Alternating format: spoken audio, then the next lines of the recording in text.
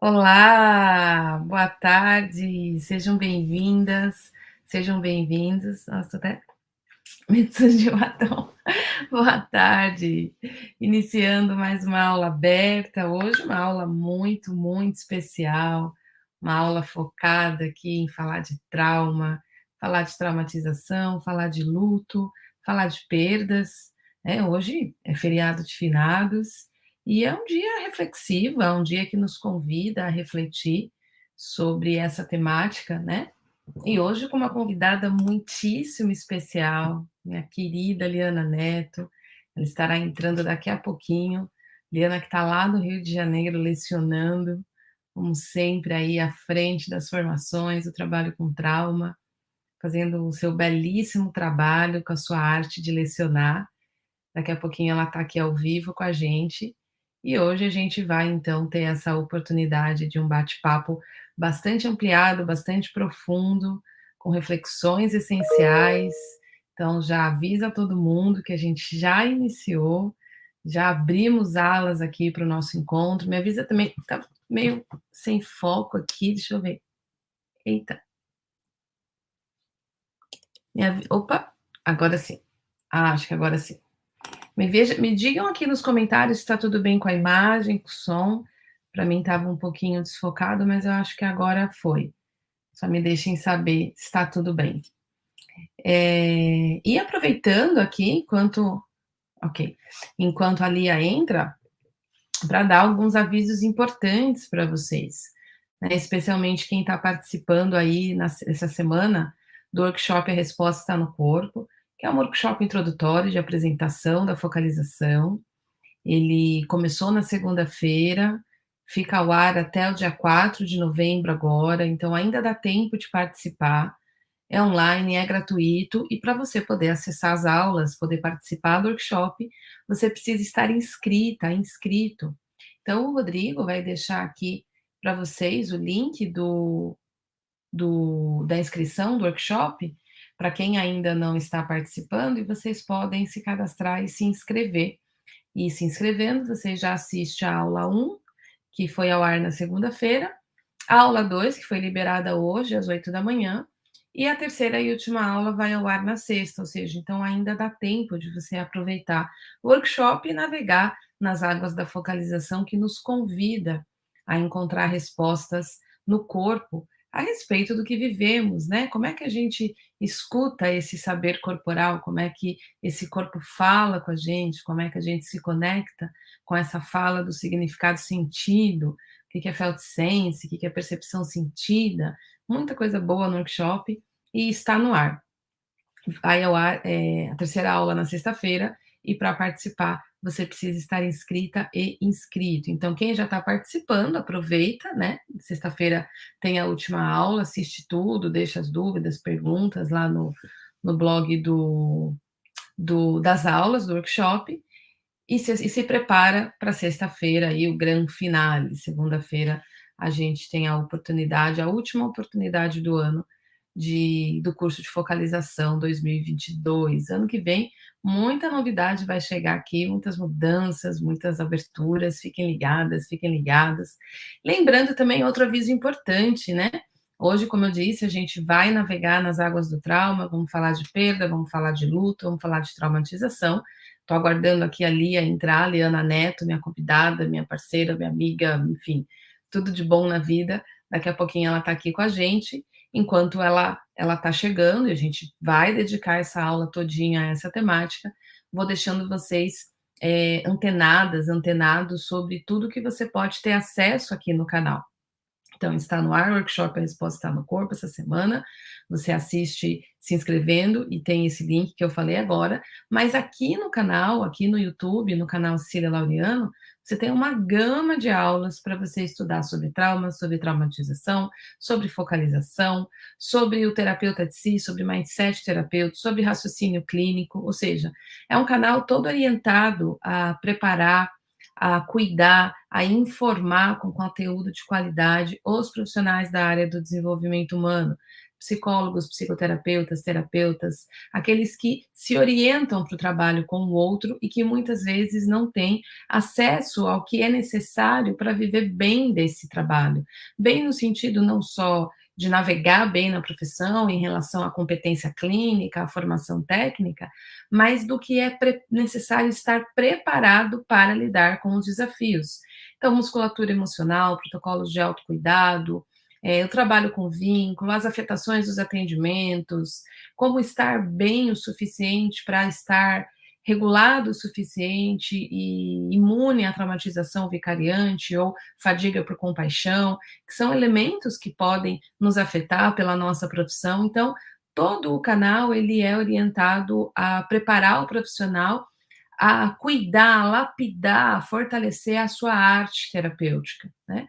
Então, seja através dos caminhos da focalização, do conhecimento, atualização do trabalho com trauma, ser um profissional informado do trabalho com trauma, seja através do preparo, do molde, do mindset mais fortalecido, que é o mindset terapeuta de si, seja desenvolvimento de raciocínio clínico, tem o curso Meu Raciocínio Clínico, tudo isso tem aqui no canal, são mais de 200 aulas abertas, playlists todas organizadas para vocês, e para você não perder nada, você ter acesso a tudo isso, lembra de ver se você está inscrita, inscrito aqui no canal, deixar aquele sininho ativado, porque você é informada, é informado, e se inscrevendo você também ajuda esse canal a se ampliar e informar para mais profissionais que aqui ele encontra esse caminho para a arte terapêutica e deixar, né, o seu joinha, o seu like em cada aula. E hoje, mais do que especial, né, a diva mãe do trabalho com trauma, Liana Neto, para a gente bater esse super papo e dar essa aula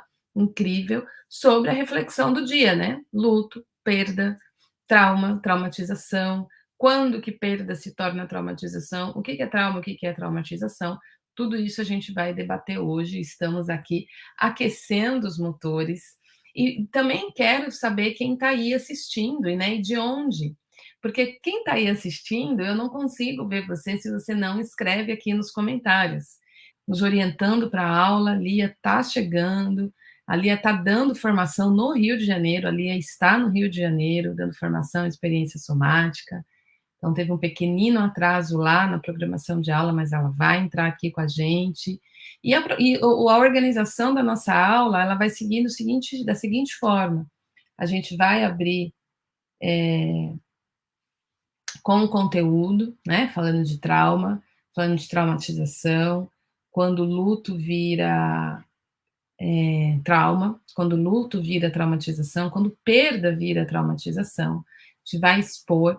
E é muito legal que durante o conteúdo, durante a exposição que a gente vai fazendo, que a gente vai fazer aqui um debate, né, vai fazer um bate-bola trazendo elucidações, trazendo reflexões, levantando pontos importantes, delicados dessa temática, que é importante que a gente tenha consciência no aspecto clínico, né? A gente vai encontrar esse tema na clínica, a gente vai encontrar esse tema nos atendimentos, mas também dos nossos próprios lutos, das nossas próprias dores, daquilo em nós que precisa do tempo hibernando, do tempo curando, do tempo processando perdas importantes que podem não ter sido assimiladas completamente e por isso se tornaram traumatização, né?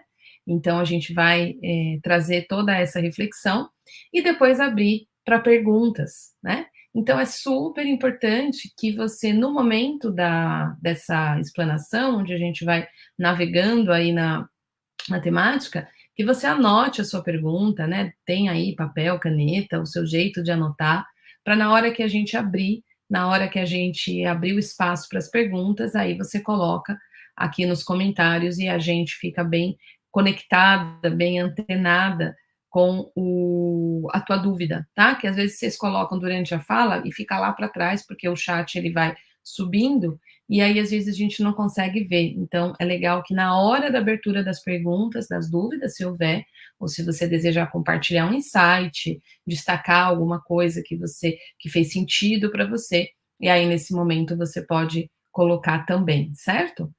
Muito bem, ó, Camille de Ubali, lá da Itati, Rio Grande do Sul, Que legal, estamos aí representados na do ao Oiapoque ao Chuí, ou ao contrário, né, eu sou terrível de geografia.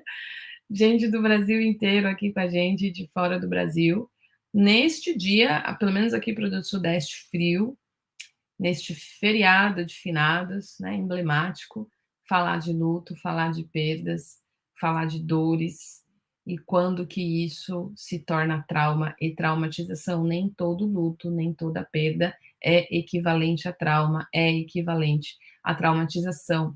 Né? Refrescando um pouquinho o conceito que a gente trabalha no psicotrauma, né? A Liana e eu damos a formação online em psicotrauma, inclusive a nova turma em fevereiro, né? Então, primeira turma de 2023, a gente já está aí com as inscrições abertas para 2023.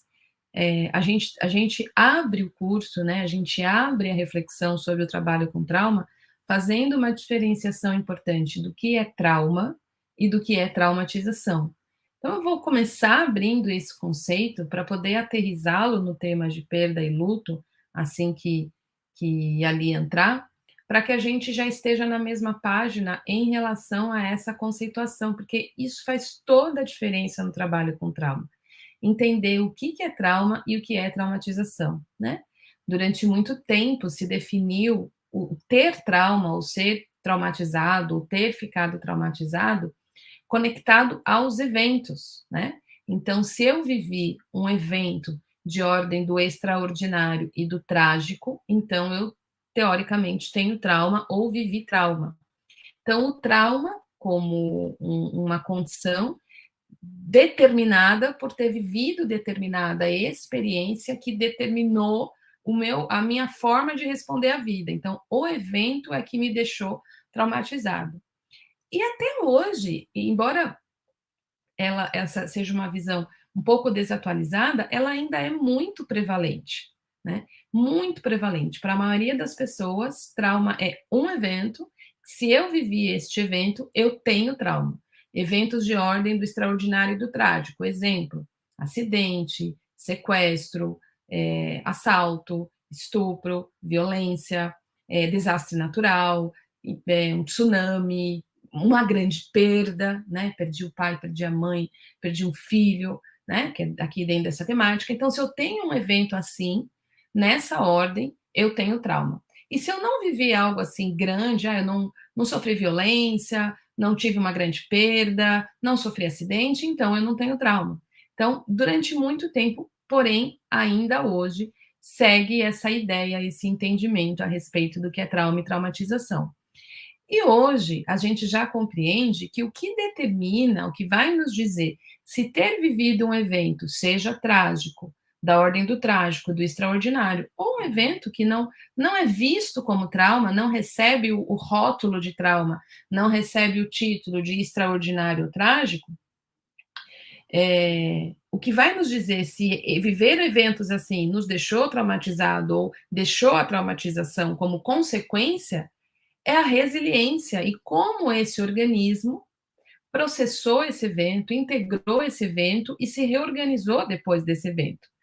Se vivemos eventos intensos, mas a nossa capacidade de assimilar o estresse gerado pelo evento, a capacidade do nosso corpo, a capacidade do nosso sistema nervoso, teve espaço suficiente para receber, acomodar, processar e liberar o estresse vivido diante do evento, aí então a gente pode dizer que nós vivemos um trauma, nós vivemos uma situação traumática, mas nós não ficamos traumatizados, ou seja, nós não ficamos com a traumatização como desfecho daquele evento.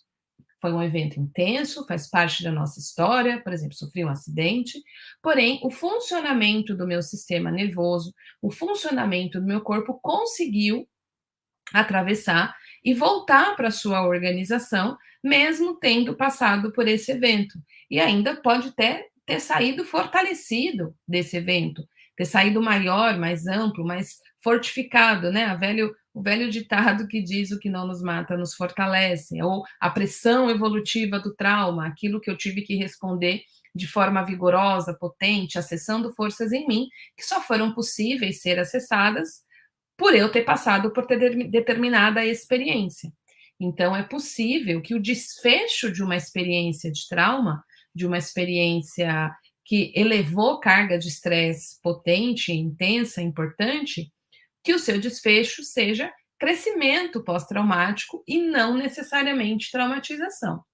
Porém, quando esse desfecho não é possível, quando aquilo que o meu corpo mobilizou de estresse, viveu de estresse, diante de uma experiência de trauma, diante de uma experiência de dor, de alta intensidade, não coube dentro da minha capacidade de assimilação. Meu sistema nervoso foi esticado para além da corda, além dos meus limites de suportar. E aquilo acabou atravessando essa capacidade de processamento, criando fragmentações, rupturas, criando fixações em mim e no meu funcionamento.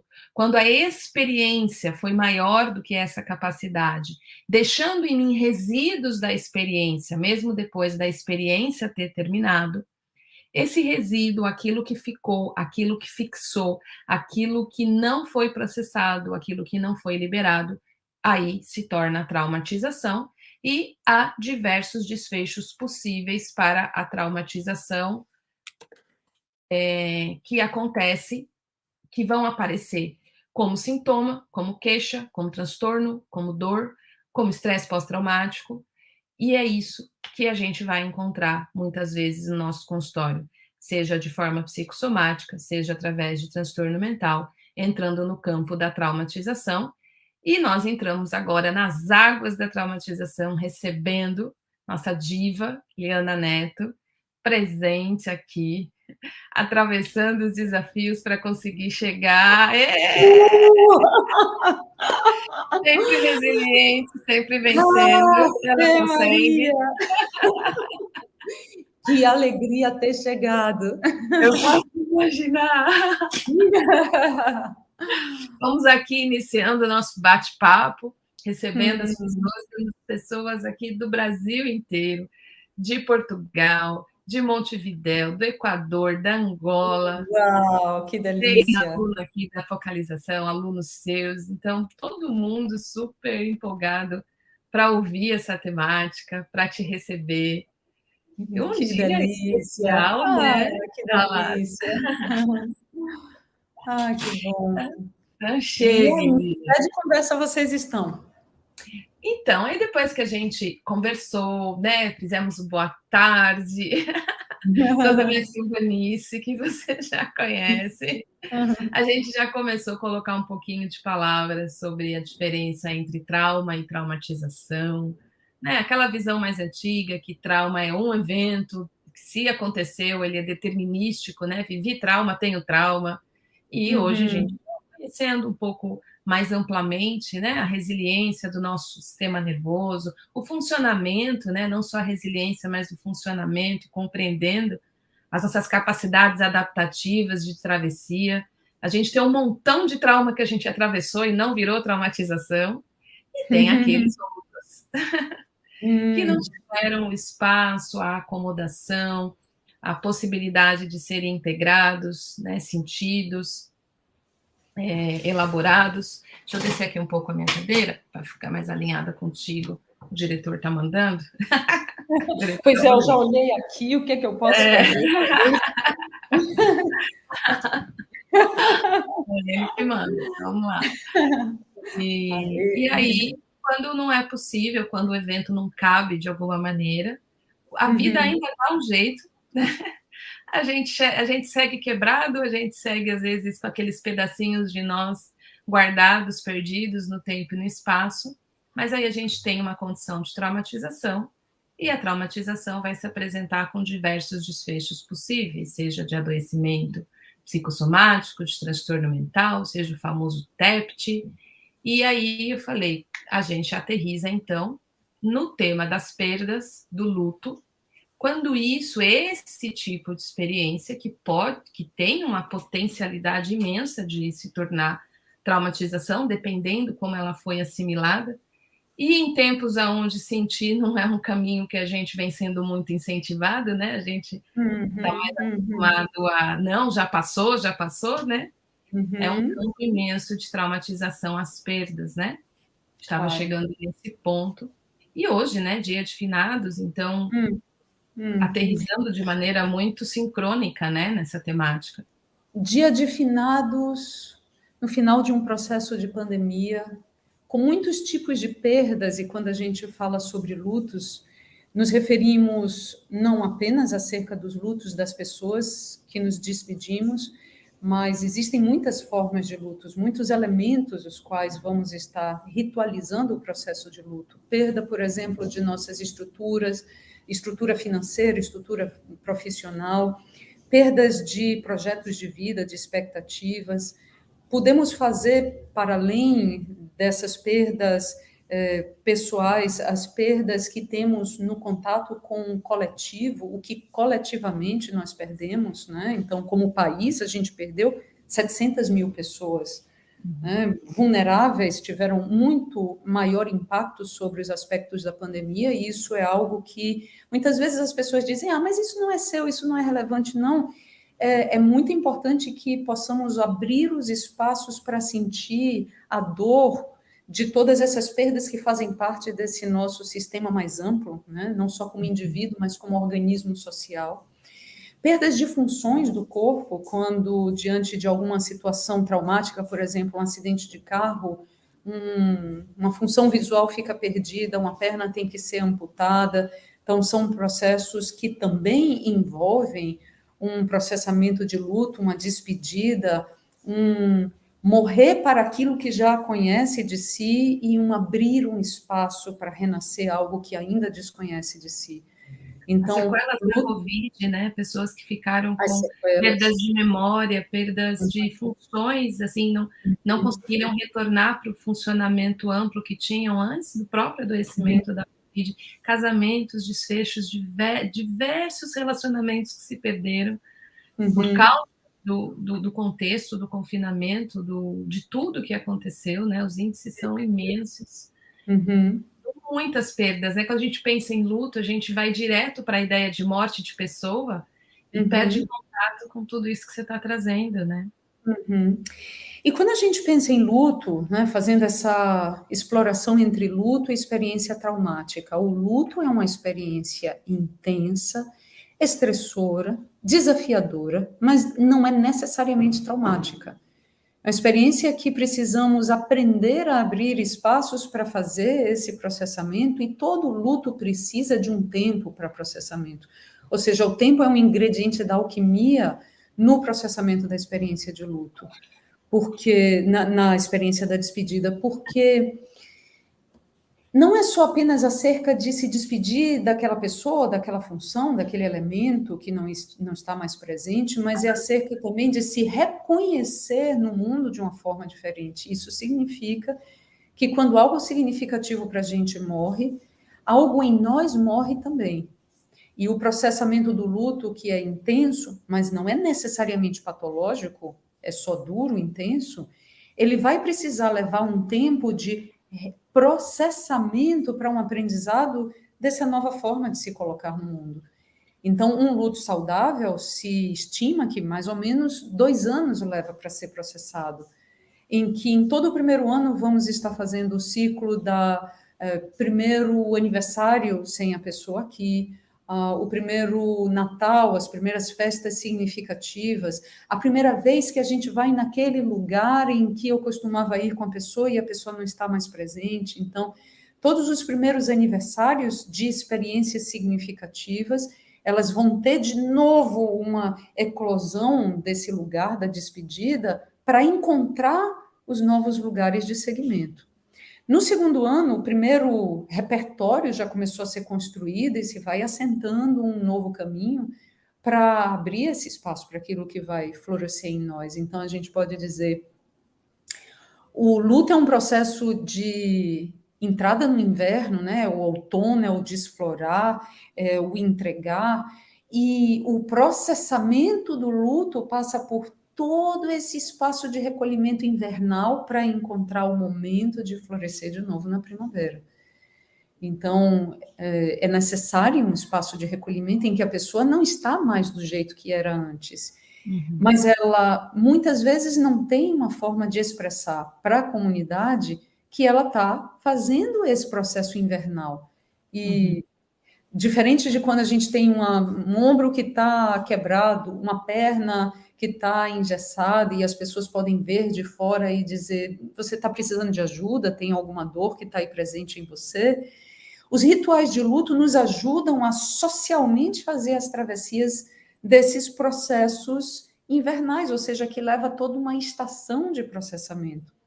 Quando a gente perde essas referências, esses rituais de luto, nesse sentido, antigamente se tinha vestir o preto completo para dizer eu estou completamente de luto, existia o abrir o preto para dizer algo em mim começa a desabrochar, alguma primavera começa a chegar no meu inverno, né? E as pessoas podem reconhecer quando vem uma nova peça, uma nova cor, que existe um deslocamento, um processamento dentro desse rito de passagem.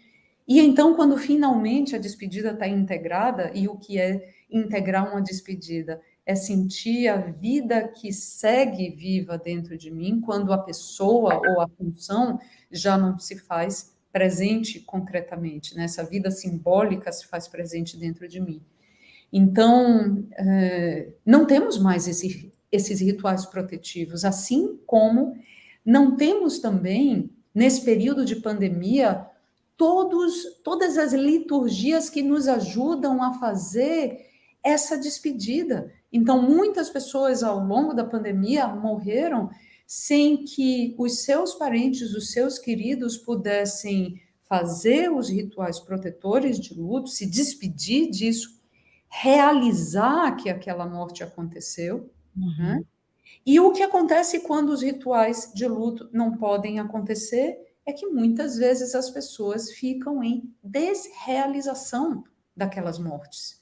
Sim. Então, encontrar maneiras de encaminhar esse processo para que o ciclo das estações possa seguir, vai precisar ser feito dentro de um processo terapêutico.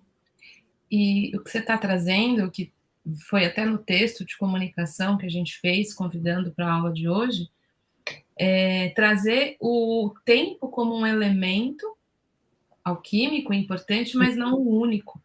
Uhum, Muitas uhum, vezes se coloca no tempo todo o encargo, né, todo a possibilidade do processamento do tempo curar a ferida, porém o tempo sozinho, né, uhum, passar o tempo não uhum, necessariamente vai significar passar o processo de mudança de estação, se não uhum, houver, você trouxe o elemento dos ritos, né, uhum, de uhum, ritualizar o luto para que seja uhum, possível realizar, ou seja, e eu fiquei fazendo um paralelo, te ouvindo, assim, me trazendo a imagem, que quando a gente estuda o trauma via mapa de sistema nervoso, a gente estuda muito toda a etapa de subida de curva de sistema nervoso que o corpo experimentou, de respostas ativas para atender, para responder ao desafio, a possibilidade do término do desafio, o retorno do senso de segurança, a descarga e a liberação. Então a gente vê que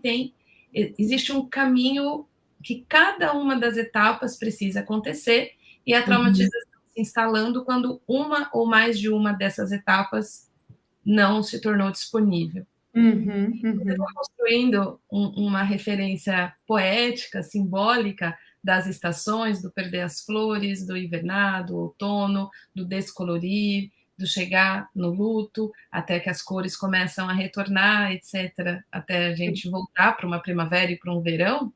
E eu pude, paralelamente, ver exatamente cada etapa se apresentando como necessária, começando pelo rito que realiza, que uhum, forma, que traz o senso para mim e para o outro, né, do que realmente aconteceu e como poder acomodar o que aconteceu para que o que aconteceu, uma vez acomodado, possa ser integrado e uhum, liberado uhum, com o tempo, né? uhum, Quando uhum, uma dessas fases se torna indisponível, não vai ser o tempo que vai fazer toda essa viagem, toda essa travessia. Eu acho que luto tem a ver com uma travessia, né? aham, Na famosa noite escura da alma, né?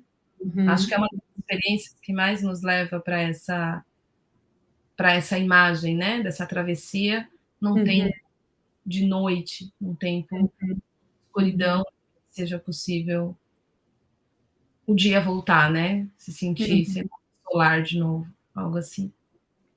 Então, essa curva que o sistema nervoso vai trazendo como forma de enfrentar e processar, ela pode ser visto de diferentes perspectivas dentro desse processamento do luto. E tem Elizabeth Kubler-Ross, que começou a trazer uma reflexão muito significativa sobre a morte e o morrer. Ela propõe diferentes estágios dessa evolução e desse processamento. Eu vou trazer um pouco sobre esses estágios, reconhecendo que eles não acontecem de uma forma linear, assim, né, linear e lógica, mas ele acontece de uma forma, na verdade, circunambulatória. O primeiro estágio é natural que depois de uma perda significativa, esse estado de desrealização aconteça. Assim, eu não acredito que é verdade, a sensação é que é um sonho, eu estou achando que eu vou acordar, isso é muito louco, eu não consigo entender que isso realmente aconteceu. Então, esse estado de negação que se faz muito presente, a negação está muito associada à desrealização. E a negação está muito associada aos estados dissociativos, que, por um lado, são estados protetores, porque ninguém consegue fazer um processamento do luto em um só gole. Ah, acabou, finalizei, vou seguir adiante. Não é sobre isso, né? Não é sobre virar uma folha e tudo já passou. É sobre aprender a morrer junto com isso que morre, aprender a nascer junto, fazer construir uma nova versão de si, que você só vai conhecer nesse processo de atravessar as estações. Então, vamos levar dentro do processamento do luto uma grande parte de negação, e aí vem a barganha, a raiva, a, a tristeza, né? Os estados mais assim de entrega, de rendição e aceitação. Então, podemos dizer que logo no início, esse estado de negação vai estar muito maior, mas se não houver alguma conexão com a realidade de que o luto aconteceu, não se vai conseguir tomar providências, como, por exemplo, começar a providenciar o enterro, o inventário, as coisas objetivas que a vida requer, ou quando se trata de alguma questão pessoal, uma perda de uma função ou de uma parte do corpo, todo o processo de tratamento, de fisioterapia e de envolvimento com aquela parte que se foi, para criar uma nova parte, uma nova forma de estar no mundo. Então, da negação, a gente vai entrando depois num estado de barganha, tipo, onde entra muitas vezes a culpa, se eu tivesse feito isso, eu devia ter dito aquilo, eu não devia ter dito aquilo, eu devia ter feito aquilo, eu não devia ter feito aquilo. Ah, meu Deus, e se fosse só mais um pouquinho, um pouco mais tarde? Ou então, será que, quando a pessoa está ainda num processo de despedida, por exemplo, um processo terminal, em que todos, quem está de fora, todos percebem que a morte, ela está iminente, mas a pessoa que está ali está negociando, está na barganha de que não, talvez ainda tenha mais um tempo, vamos fazer uma viagem no ano que vem, né? E em seguida desse processo de barganha, quando começa realmente a realização de que a morte é inexorável, ela já aconteceu e ela não tem retorno, começa a vir uma raiva. A raiva da pessoa, como ela me abandonou, como ela pôde fazer isso comigo, como Deus pôde fazer isso comigo. Ela era uma pessoa tão boa, tantas pessoas más, por que justamente essa pessoa boa? Eu deveria ter morrido no lugar e não essa pessoa. Então vem toda a raiva envolvida com essa perda, e a raiva tem uma função linda. Às vezes a gente não entende essa função restauradora da raiva, mas, por exemplo, quando é uma relação que terminou, o processamento do luto dessa relação precisa da raiva também. E não é bom que as pessoas estejam tão próximas entre si, porque enquanto a raiva é saudável, atirar as flechas pela raiva na outra pessoa pode não ser saudável, porque a pessoa pode já não estar tão preservada para quando a raiva natural, desejável, saudável para esse processamento do luto passar, a qualidade de amor, de respeito, de dignidade possa estar preservada, né? Mas então a raiva é um processo natural e a função da raiva dentro das emoções primárias, cada emoção tem uma função importante. E a emoção raiva, ela tem a função de pegar os nossos caquinhos do chão, pegar todos os nossos pedaços que foram cindidos e fragmentados, trazê-los de volta e dizer: agora eu vou seguir, agora sou eu por mim mesma, eu tenho que seguir aqui. Então a raiva ela traz tônus, ela traz carga e ela começa a me fazer restaurar a mobilidade de dentro dessa caverna, desse inverno, dessa noite escura, né? Então, o que acontece com o passar do tempo nesse processo circunambulatório é que no início tem negação, ganha raiva, tristeza, depressão, aceitação. E aí, depois de muitas voltas, começa a ter a negação, a barganha. A raiva, por exemplo, fica muito. Ai, onde é que tá? A raiva fica muito maior. E aí, no final, tem a tristeza e a aceitação. E as voltas vão sendo dadas até chegar no momento quando é que a gente sabe que o processo do luto está sendo feito. Quando é possível, em alguns momentos, sentir, mesmo que, assim, eu acordei e normalmente quando o dia estava bonito eu ligava para a pessoa e aí eu já ia ligar e eu me dei conta que a pessoa não está mais aqui. Bom, já tem esse ano que a pessoa que eu vim me despedindo, e aí vem aquela tristeza, aí de repente uma raiva, tudo que eu queria era estar aqui, essa pessoa, mas vem a tristeza e eu posso chorar, e em seguida, então tem essa passagem rápida, e em seguida vem assim, uma sensação de calma, de tranquilidade, de aceitação, de reconhecimento. Quanta beleza, quanta potência, quanta nutrição eu recebi dessa pessoa, e eu posso então acordar esse dia, eu posso contemplar a beleza desse dia, posso conectar com a alegria de ter compartilhado tantos dias belos com essa pessoa e seguir com a saudade como uma forma de presença.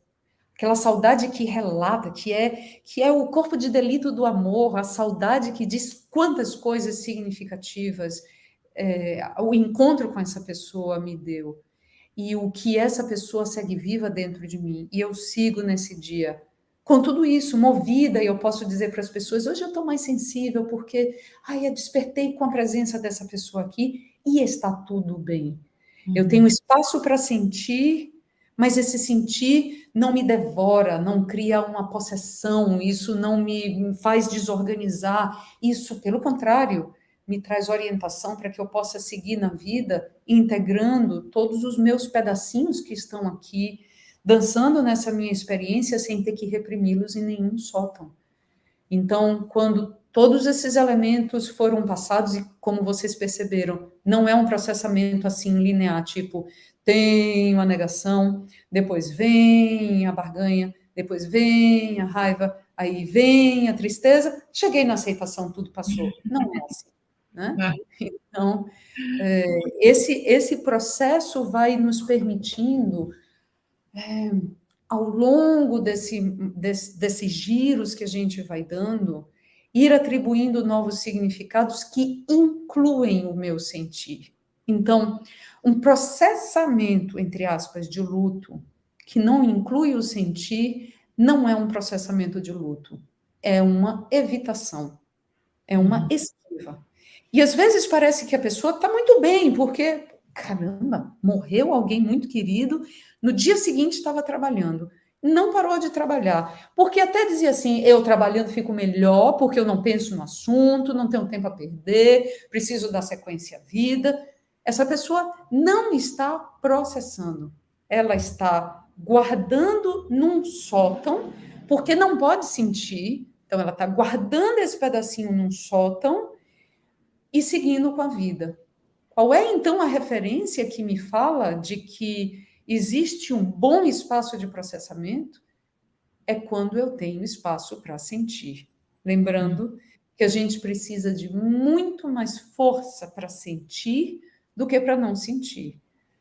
Então, se eu posso dar espaço para o sentir, para o choro, que às vezes não é fofo nem é pequeno, é intenso, é o prantear que vai me lavando de dentro para fora e que vai deixando as minhas terras férteis e não as minhas terras áridas por um choro que foi trancado como uma chuva numa região desértica, né? Sim, a Uhum. ausência de choro vai desertificando as nossas terras.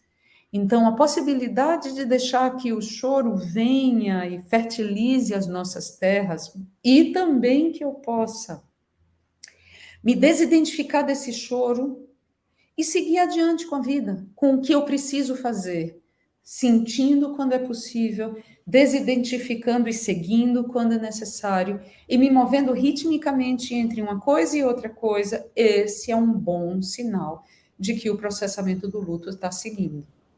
E é uma Se uma imagem pessoa... bonita isso que você está trazendo, né? De da terra úmida, da terra fértil, porque é ela que vai trazer o que vai nascer, né? É como se realmente uma etapa preparasse a outra nesse caldeirão, nesse giro, né? Então, essa água que molha, que uma terra desértica em nós dificilmente vai trazer flor, né? Dificilmente vai nos dar uma nova colheita, mas essa travessia molhando, essa travessia umidificando, sentindo, pulsando, vivendo com todas as cores que isso tem, é que vai preparar esse novo plantio, né? Essa nova colheita, na verdade, né? É isso aí.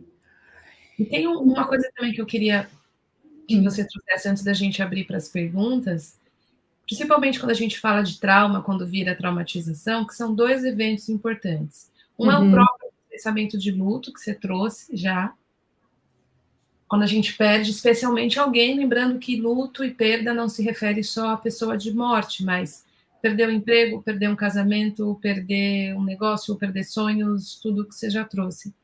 Mas é quando o luto chega através de uma experiência de trauma. Então, por exemplo, sofri um acidente.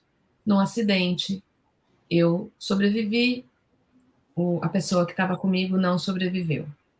Né? Ou o choque de receber a notícia. Casa, me tocou o telefone e a mãe que estava vindo me encontrar, aconteceu o evento, e a maneira como chegou a notícia me gerou um choque, a própria notícia. Então, esse atravessamento e é a experiência de luto e todo esse caminho necessário para que a vida volte a fluir e não se torne água parada apodrece, vai trazer os seus próximas consequências, né? Mas os eventos que também precisam ser vistos, reconhecidos e cuidados, que também podem trazer a traumatização, né? Então, acho que esse atravessamento muitas vezes não é visto, né? Tanto nesse evento ou quando uma pessoa está trabalhando um evento que não é de luto. Exemplo, acompanhei uma pessoa que foi alcoólatra durante 4 anos. À medida que esse moço atravessou a compulsão e chegou num outro lugar, todo o trabalho foi o luto do que ele perdeu devido aos anos, casamento, relacionamento com filho, oportunidades de trabalho. Então, veio depois o luto. Então, como as duas coisas se atravessam, né? E aí, Claro, claro. como acolher os dois elementos, né? Que nos pedem os dois processamentos.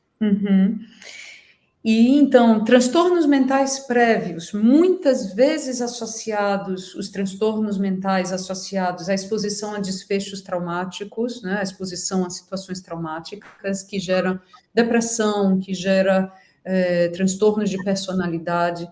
Então, transtornos mentais prévios à experiência da perda pode gerar o que a gente vai chamar de luto complexo, ou luto patológico, que é um luto que não consegue seguir o seu fluxo normal e que vai, então, entrando em lugares de muita desorganização. E experiências traumáticas acopladas com perdas também pode gerar uma maior dificuldade no processamento do luto, gerando um luto complexo, né? Um luto patológico.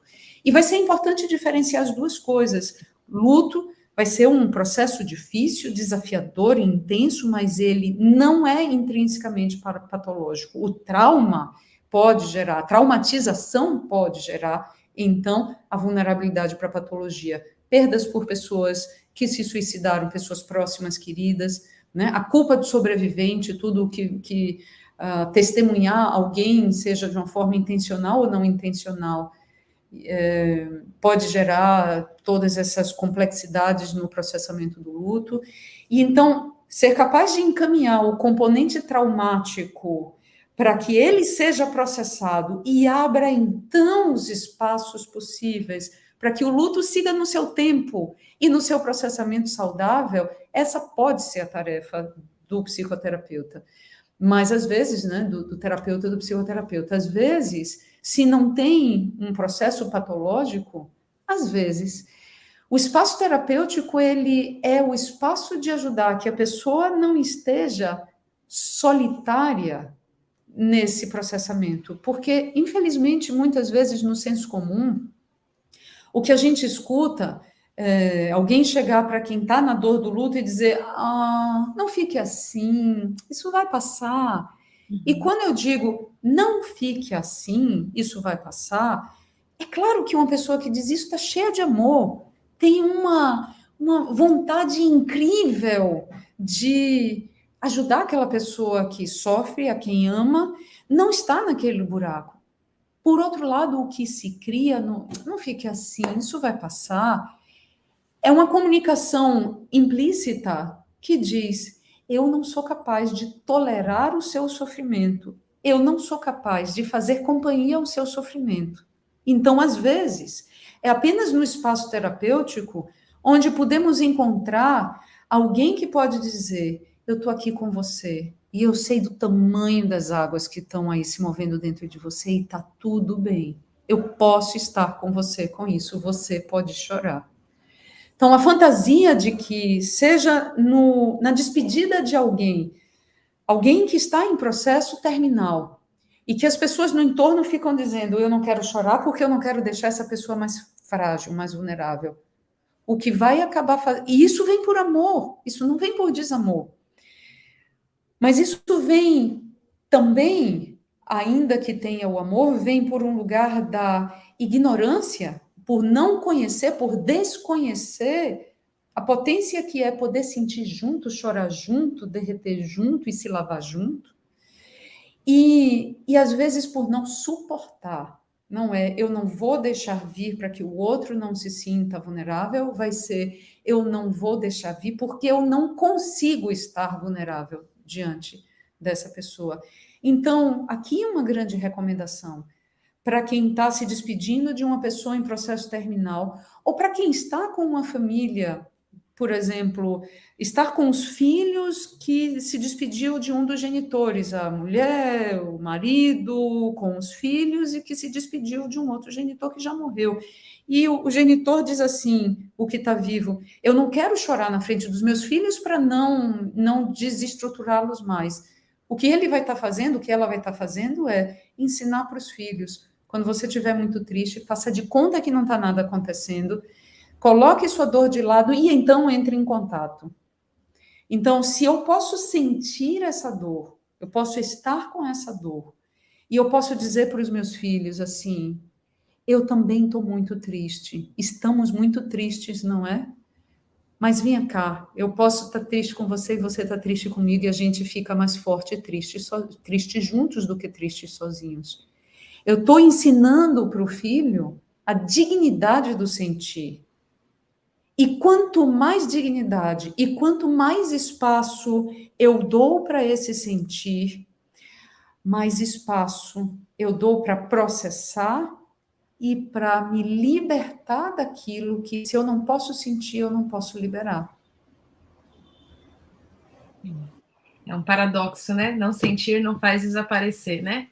Exatamente. Vamos então abrir para as perguntinhas. Daqui a pouco Lia precisa voltar para a sala de aula. O Rodrigo vai colocar as perguntas na tela. E tem, hoje, cada vez mais áreas se aprofundando na temática do luto. A gente tem uma profissional maravilhosa no Brasil, que é a Ana Cláudia Quintana Arantes, né? Então, profissionais que estão escrevendo, que estão com casos, vale a pena a leitura. Tem uma palestra dela no YouTube, na TED Talk, A Morte é um Dia que Vale a Pena Viver. Brilhante palestra, o livro também dela. Quem acha que acompanha muitos casos de luto, vale a pena se expor a essa literatura nova, fresca, de olhar com o luto com essa qualidade mais presente, mais delicada, de processo e não de virada de chave, e o sentir como o caminho, né, dessa dignidade de que estar triste é tão belo quanto estar alegre, né? Então, vamos para... Fala, Bia, desculpa. Como o Fernando Pessoa diz, né? Assim, e é belo o dia que morre. É belo aquilo que morre, como é belo o dia que morre, o entardecer, né? O pôr do sol, né? A gente encanta com o pôr do sol, né? Então, as famílias também podem ter esse olhar do belo. O que é TEPT? TEPT, transtorno de estresse pós-traumático, acho que... Essa sigla, é uma sigla que fala de transtorno de estresse pós-traumático. É uma nosologia, TEPT é uma nosologia psiquiátrica. Quando a gente, dentro do psicotrauma, fala sobre estresse pós-traumático, o estresse pós-traumático ele é mais amplo do que apenas o TEPT, ou seja, a exposição a estressores traumáticos gera TEPT, mas pode gerar outros desfechos clínicos e não clínicos, como, por exemplo, crescimento pós-traumático. Muito bem. Próxima, Rô. Carmen. Uma pessoa que nos últimos 8 meses perdeu um tio por suicídio, uma tia por câncer e um pai no movimento de agravação diante do Alzheimer. E quando o tempo traz mais processos, o tempo às vezes ele não gradua, né? Ele traz tudo de uma vez. Não titula, né, Lia? Isso significa que é natural e em uma parte é até desejável um pouco de dissociação, porque se a gente for sentir tudo isso no peito, a vida paralisa e a gente não consegue sentir.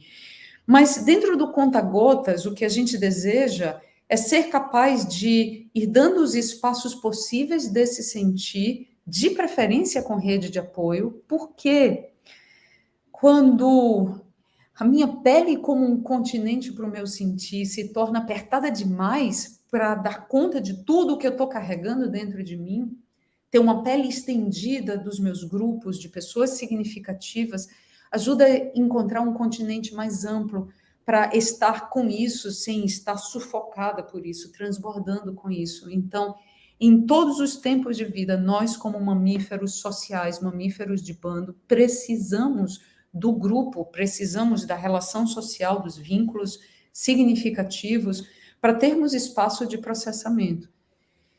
E então começar a ajudar essa pessoa aí, colocando as palavras possíveis, colocando o sentir possível de uma forma gradual. Então, esse é um processo que pode ser longo, tem um suicídio no meio, tem alguns aspectos de morte natural, mas tem um suicídio no meio. E o legado que uma pessoa, uma família que tem uma experiência de suicídio pode ser muito traumático. Traumático como, por exemplo, eu devia ter visto os sinais, eu não deveria ter deixado essa pessoa sozinha, eu deveria ter escutado aquilo que a pessoa falou e que na hora eu não considerei, pensei que era, né, uma brincadeira, uma metáfora.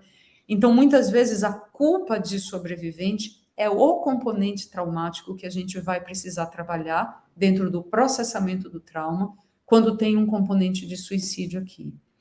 Outra coisa que ajuda, quando tem muitas perdas, a pessoa acaba criando, é quase como um desastre ambiental. Assim, a geometria, a geografia, as minhas referências conhecidas de mundo entram em ruína. E é como, metaforicamente, esse desastre em que os pilares de referências internos desabam, eu vou precisar encontrar dentro de mim alguns sentidos importantes de propósito de vida, o que me ajuda a estar viva.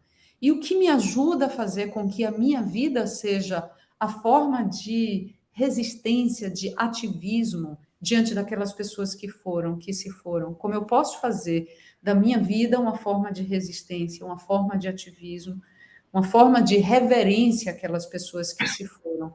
Então, muitas vezes, trabalhar um sentido mais filosófico, espiritual, ecológico, de estar vivo, ecológico no sentido de saber-se parte de um tecido mais amplo, né? No qual incluem nossos ancestrais, aqueles que virão depois de nós, né? Esse sentido mais amplo de conexão e pertencimento a uma rede de vida, para que a gente possa encontrar um sentido de propósito para continuar vivo.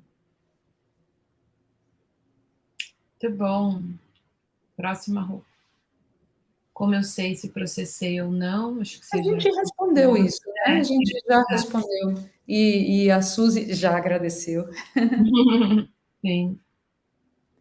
Como trabalhar os excessos de luto quando há compressão mental e não emocional? Não sei se eu entendi muito bem essa pergunta. Talvez se pudesse colocar um pouco mais de palavras. E enquanto talvez Lia Montanini bota um pouco mais de palavras, tem aqui um comentário, pergunta de Selma Cristina, que é. Oi, sumiu agora? Cadê? Já senti exatamente isso atendendo uma paciente com sintomas de luto, contudo, tomei muito cuidado para que ela não visse em mim um salvador de seu problema. Isso é muito interessante, assim, tem dois aspectos que são como um fio de navalha para a gente poder se equilibrar enquanto terapeuta, psicoterapeuta, quando estamos acompanhando uma pessoa nesse processamento de luto. Por um lado, às vezes, o sentir e o emocionar-se junto com o paciente, cliente dentro de uma sessão, pode ser, às vezes, a única maneira de que a pessoa nos sinta em contato. Não é algo que a gente vai performar, mas às vezes são experiências de tanta comoção que deixar-me sentir é a forma de ajudar a pessoa a se autorizar o seu próprio sentir. Eu trago como exemplo uma cliente cuja filha, que estava grávida de 6 meses, perdeu a sua.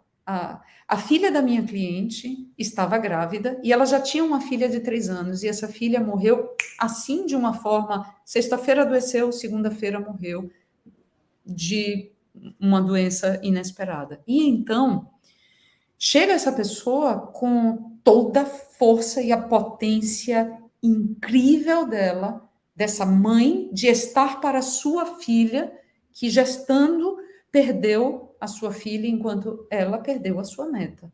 Então ela estava toda grande para poder apoiar essa filha, e ela chega no consultório dizendo: eu sei que eu preciso de um espaço porque eu ainda não consegui sentir o que está se movendo dentro de mim.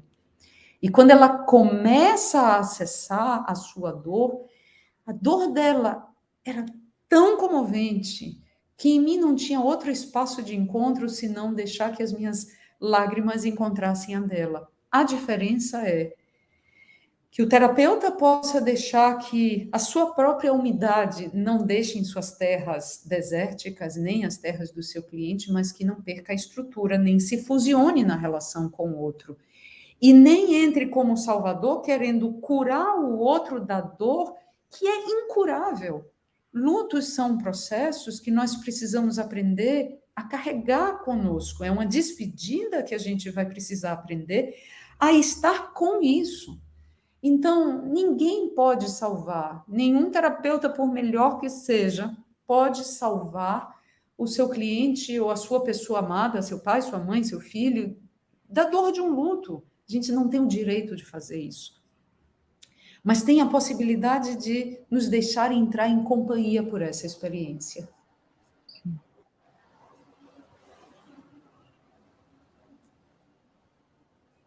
Quando uma pessoa não participa, realiza os rituais do luto diante da perda de um ente, como é a visão do trauma e da traumatização nesse sentido? Então, ritos são formas humanas que nascem junto com nossa espécie. Antes do homem construir casa, construir ferramentas, a humanidade batia os pés no chão em torno de um fogo e ritualizava. Então, ritualizar é uma maneira humana de transicionar, de fazer transições de estados psíquicos para outros estados psíquicos.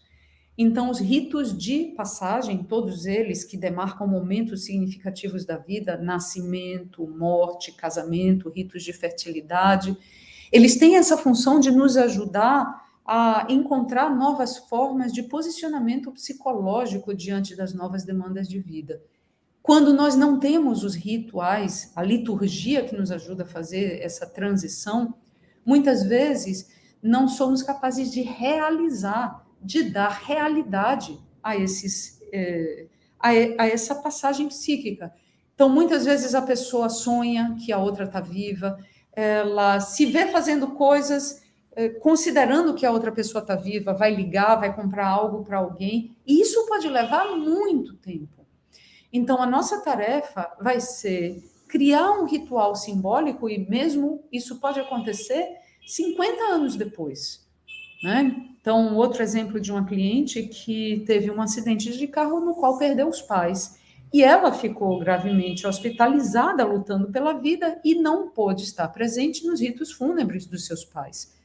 Então, quando ela finalmente sai do hospital e a família ruída, né, a estrutura de família ruída, uma parte dela levou a vida desrealizada disso, como um sintoma de uma depressão, sim, uma distimia, não era uma depressão profunda, mas um estado que não incluía esse aspecto mais amplo do sentir.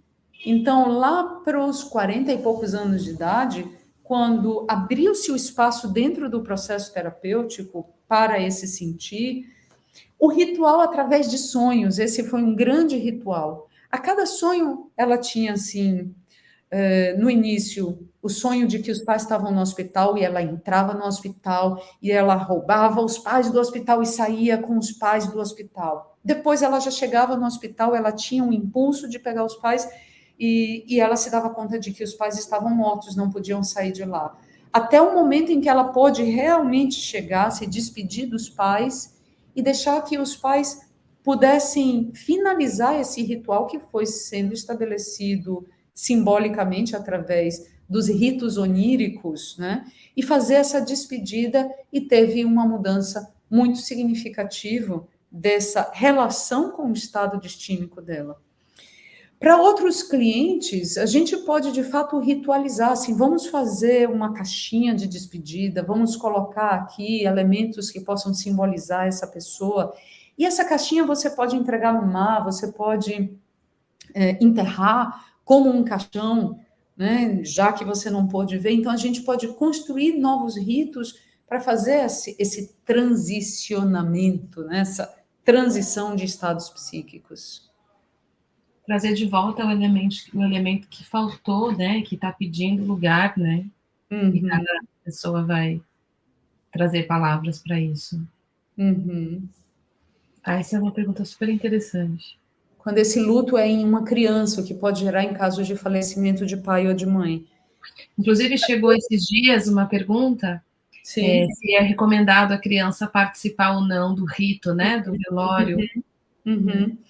Então, será interessante que a criança possa ser preparada para ir para os ritos do velório.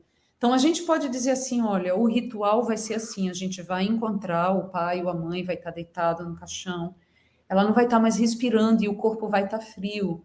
E o caixão vai estar todo coberto com flores. As pessoas vão estar lá, vão ter muitas pessoas chorando. E esse é o momento que você pode fazer a despedida do corpo da sua mãe, enquanto você pode encontrar o lugarzinho em que ela vai morar dentro de você. É muito intenso e muito doloroso, porque não existe luto de pessoas significativas que não seja intenso e doloroso. E, entretanto, criar o espaço para o sentir, cria o espaço para o processar. Então, o que a gente vai esperar é que vai ter muito choro e que vai ser muito comovente. E a nossa tarefa vai ser criar essa grande pele estendida, contentora, para que a criança possa fazer o seu rito. Mas depois de descrever tudo o que ela possivelmente vai encontrar e ela disser, eu não quero ir, eu não quero ir, ela não tem que ser obrigada a ir. Então, dá esse espaço de construir com a criança o que é provável que ela vai encontrar, para que ela possa ir criando o seu rito, fazendo a sua exposição imaginária, criando um estado de prontidão, de preparação, de previsibilidade para isso que vai ser muito intenso. E criando um espaço em que ela pode realmente eleger, eu quero ir, eu me sinto pronta para ir, ou eu não tenho condição de ir, se ela não tiver condição de ir, ela depois vai, quando ela se sentir pronta, para escutar como foi o rito, poder dizer, tinham tais e quais pessoas, o lugar que está é um lugar assim, tem flores, tem a tumba. Então, que ela possa ir criando uma representação simbólica daquilo que aconteceu, se ela não se sentir pronta para ir. Outra coisa importante é que a criança, ela vai experimentar muito fortemente as experiências da despedida pela mediação dos seus principais cuidadores. Quanto mais desorganizados estiverem os cuidadores, mais desorganizada vai ser a experiência de despedida da criança. Quanto mais espaço os cuidadores tiverem para fazer essa despedida, ainda que dura, intensa, chorosa, comovente, mais espaço a criança vai aprender a criar para também fazer as suas despedidas. Então, que alguém que seja próximo da criança, se o pai ou a mãe não tem condição, não tem estrutura, que alguém que seja próximo da criança, que seja uma referência de segurança para a família, possa estar a cargo da criança, usar o seu sistema nervoso para regular o sistema nervoso da criança com todo esse estado de desregulação, né, de desastre acontecendo, metaforicamente, essa perda de referências, né, acontecendo pelos cuidadores primários. Então, que essa pessoa possa estar a cargo, que ela possa fazer esse processo de preparação, que ela possa estar com a criança, tenha ela elegido ir para a despedida ou ficar retirada dessa despedida. Porque a criança, ela segue se regulando pelo sistema nervoso dos outros. Só para completar, tem alguma idade mínima para a criança participar do rito? Não. Não.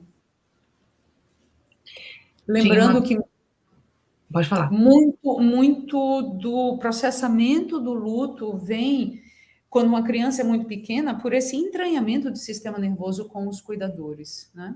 Uhum. Quando o luto dura mais de 2 anos, isso pode ser um indicativo de um luto complexo. Isso pode ser um indicativo de que a gente precisa trabalhar mais do que o luto, que a gente precisa trabalhar o trauma, por exemplo, ou que a gente precisa trabalhar o suporte para outros elementos de transtornos mentais que são prévios, que se apresentam de forma anterior à experiência da perda em si. E também, às vezes, o que a gente está chamando de luto de mais de 2 anos, que muitas vezes a pessoa pode ter aquele momento de emoção, e aí ela fala, está de luto ainda. Não, ela simplesmente está pranteando a saudade dela. Então, às vezes, o nosso olhar para o que seria o ideal de um luto processado, que seria não sinto mais nada, às vezes tem um pouco dessa idealização, né? Boa confundir que é luto, e na verdade não, a pessoa está pranteando a saudade, está fazendo um contato naquele dia, e daqui a pouco já está tudo bem de novo, e ela consegue acomodar, né? Excelente. A perda, né? Então, tem esses 2 lugares para a gente olhar, né? Como a gente está olhando e o que ficou paralisado. Lia, eu estou um pouco preocupada com o teu horário, se cabe mais algumas perguntas, podemos seguir com mais algumas? Eu acho que a gente pode mais uma pergunta antes de finalizar. Tá. Um caso que atendo, a pessoa sente uma culpa profunda, pois aos 20 anos relata que desejou a morte da mãe por divergências quanto às coisas do cotidiano. Isso já é um luto complexo? Complexo. Uhum. Então, volta aí a pergunta. Ela desejou a morte da mãe e eu imagino que a mãe morreu nesse caso, né? Então, isso vem, esse senso de culpa do sobrevivente com uma responsabilidade inadequada. Ninguém vai morrer pelo desejo de outrem, né, pela raiva de outrem. Mas isso não é o luto complexo, mas se o processamento do luto ele não conseguiu seguir adiante, é muito provável que a gente precise trabalhar com esse trauma, né? Ou seja, ajudar a pessoa a fazer contato com as próprias dores, da raiva que ela sentiu, do desamparo que ela sentiu, para que ela possa ter um espaço para fazer contato com essa despedida. Ok. Vamos nos despedir da Lia. E por falar nas despedidas. A Lia precisa retornar para fazer o fechamento do grupo que ela está acompanhando lá no Rio. Abriu esse espaço para estar aqui com a gente, para trazer com muita alegria e com muita reverência. Assim, quando o Cessis fez esse convite de estar aqui nesse momento, criando esse lugar de diálogo, para mim foi muito significativo poder ritualizar esse lugar de compartilhar com vocês algumas ideias, algumas estratégias, alguns recursos diante de uma sociedade que traz um grande luto. Então, para mim é uma grande honra estar podendo aqui no dia de finados fazer a reverência a todas as partes nossas que se despediram durante todo esse tempo de pandemia, às nossas partes, aos nossos entes queridos, e também reconhecer que esse é um momento de poder abrir o espaço para aquelas partes em nós que também querem se despedir, que querem morrer, para dar espaço para aspectos novos em nós renascer, abrindo esse espaço para esse tempo de primavera que já vai se estabelecendo, né, na passagem para o verão, que possa chegar em nós para que a gente renasça e desabroche com eles. Lia, obrigada. Enfim, tem palavras para abraçar, para alcançar, quanto é bom poder partilhar, poder falar sobre o que é difícil desse jeito poético, desse jeito bom, desse jeito leve, amoroso, gentil, compassivo, né? Eu falo para sua avó já titula, já dá uma balançadinha que a gente precisa para o próximo passo. Então, obrigado de coração. Obrigada, querida, também. E vou fazer aqui o fechamento, pessoal, para poder te liberar. Obrigada, Lia. Beijo, beijo grande. E obrigada a todos que estiveram aqui. Tem muitas palminhas assim para você. Para nós. Beijo, querida. Um beijo. Muito bem, eu falei que ia ser especial, né, minha gente? Maravilhoso, todos esses momentos preciosos, né, Eduarda? Muito bom. Rô, se sobrou mais alguma pergunta antes da Lia sair, 2 ou 3 eu respondo para a gente ir finalizando também, né? Para todos nós, ao término desse encontro, a gente encontrar o nosso lugar de acomodação nessas palavras, se conectar com o dia de hoje, ter gratidão aos antepassados, ao que veio antes da gente. A gente está aqui pelas mãos de outras pessoas que construíram esse mundo que a gente habita. Eu acho que hoje é um dia também de reflexão e reverência a todos que vieram antes, e que a gente possa, então, ao término dessa live, dessa aula aberta, dedicar um pensamento de gratidão à vida que a gente carrega e que chegaram pelas mãos e pela vida dos que vieram antes de nós, né? Vamos lá, a Vânia tinha perguntado como lidar com o luto de uma mulher que perdeu seu filho ao nascer e a cirurgia da cesariana não quer fechar. Então, acho que tudo que a Liana trouxe já é o caminho, né, Vânia? O suporte e apoio para estender a pele para ela, para que ela possa entregar um pouco da dor, para que ela seja cuidada não só no físico, para toda a cicatrização, toda a parte médica que precisa ser feita para ajudar o corpo dela a cicatrizar, de forma que a dor dela possa descansar em outros colos além do dela, para o corpo dela ser capaz de fazer o processamento dessa cicatrização, né. Acho que a Lia trouxe já todas as palavras que podem ajudar a criar esse campo estendido para receber essa dor dessa mãe e o corpo dela ter espaço para processar através da cicatrização, certo? Simone, o primeiro filho dos meus pais nasceu morto há 63 anos atrás e não houve os rituais de despedida. Minha mãe não se recuperou e tem Alzheimer há 10 anos. Se caracteriza como luto complexo, traumático? Nós podemos aventar que sim, né? Mas lembra que quando a gente fala de trauma e traumatização, a gente não pode fazer uma afirmação de causalidade linear, né? Essa mãe, essa mulher, nesses 63 anos, viveu outras histórias além da perda desse filho, né, não ritualizado. E tudo isso foi compondo e escrevendo a história dela, que chega nesse Alzheimer. Então, a gente não tem como fazer uma afirmação categórica, é isso. Agora, uma vez que houve essa perda, se sabe que não foi ritualizado, se sabe que não houve uma recuperação completa, nós podemos aventar que esse impacto gerou todo um funcionamento que chegou nesse desfecho.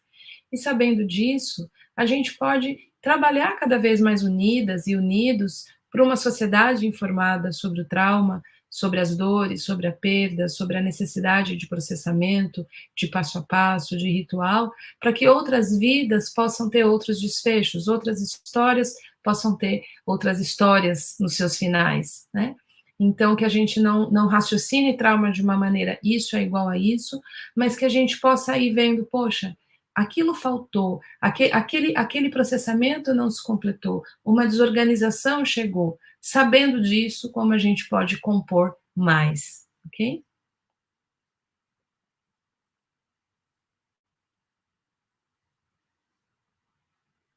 Tem mais ou acabou? Gláucia, tais experiências são desafiadoras. Vejo nos profissionais de equipe multi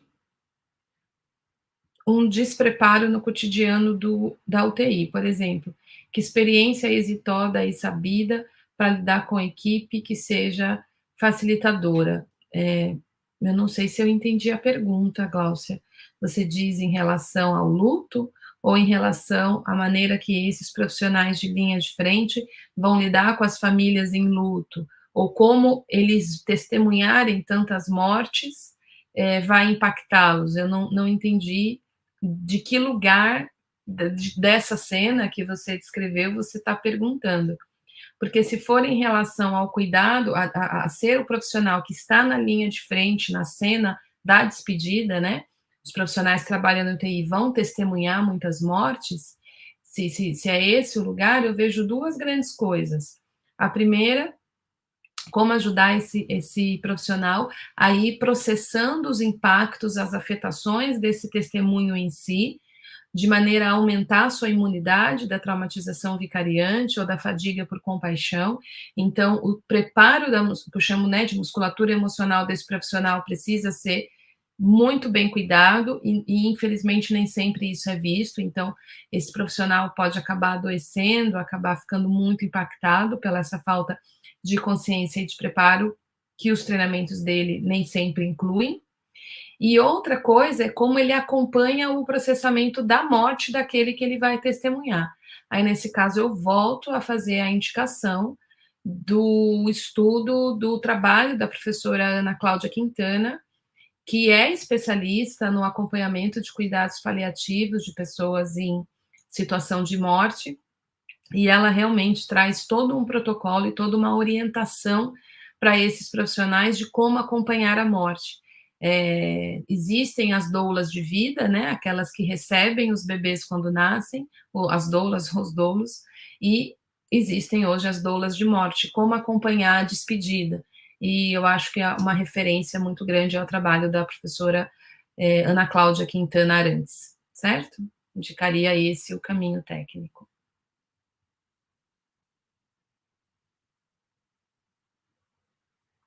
Encerramos? Tem uma amiga que perdeu o marido em um acidente, a filha com 6 anos não participou dos rituais, hoje essa jovem sofre com um problema psicológico. Então, é um pouco parecido do que eu respondi no caso do Alzheimer, né? A gente não precisa pensar trauma de uma maneira causal, isso é por causa disso. Nós temos a informação da perda desse pai aos 6 anos, de não ter participado dos ritos, e a informação de uma questão psicológica. E à medida que essa moça pode ser acompanhada, escutada, e ser aflorado talvez essa dor da perda desse pai, a não ritualização, possivelmente o processamento dessa dor, um luto mais elaborado agora, mais velha, né? Um corpo maior, maior do que 6 anos, né? Um corpo maior, habilidades, inclusive na formação, no desenvolvimento dela mais disponíveis, pode apoiar muito no processamento das questões psicológicas que ela está vivendo, que a gente não tem como saber de que maneira o luto está conectado a isso, nós sabemos que pode estar junto, e outras vivências que ela teve ao longo desse tempo que contribuíram para isso que ela está vivendo agora, né? Então, olhando o quadro como um todo, né? E não isso é igual a, isso faz parte dessa história e possivelmente processar isso pode trazer muito benefício para o tratamento do caso dessa moça. Quando aceito o luto, mas permanece uma saudade sempre. A saudade é a presença dessa pessoa na vida, né? A saudade é uma declaração de amor, é o amor que permanece em nós. Não há problema em sentir saudade. A saudade se torna um problema quando ela se torna quando ela nos inunda, quando ela nos invade, quando ela nos tira a presença, nos tira a capacidade de lidar com as outras coisas da vida, além daquele sentimento. Mas a saudade, ela faz parte do contato, é como a pessoa vive em nós quando ela já não está mais na presença física, partilhando a vida. Então, desfrutar daquelas memórias, daqueles encontros, daquele tempo que estivemos juntos, de uma maneira pacificada, de uma maneira acolhedora, tá tudo bem sentir essa saudade. Essa saudade vai vir e essa saudade vai ir, significa que existiu uma acomodação, um processamento desse luto, e a saudade é um dos sentimentos, é uma das experiências que fica do encontro com essa história, né? Em toda saudade existe um grande amor. Certo, minha gente? Então vamos encerrando o nosso encontro, nossa aula aberta, nesse dia especial. Comentem lá no Instagram, tá saindo a imagem agora da nossa live, da nossa aula de Liana e eu aqui juntas com vocês. E eu vou gostar muito de ouvir vocês lá, que você faça o registro da sua participação via Instagram, lá no cecilia.laureanoficial.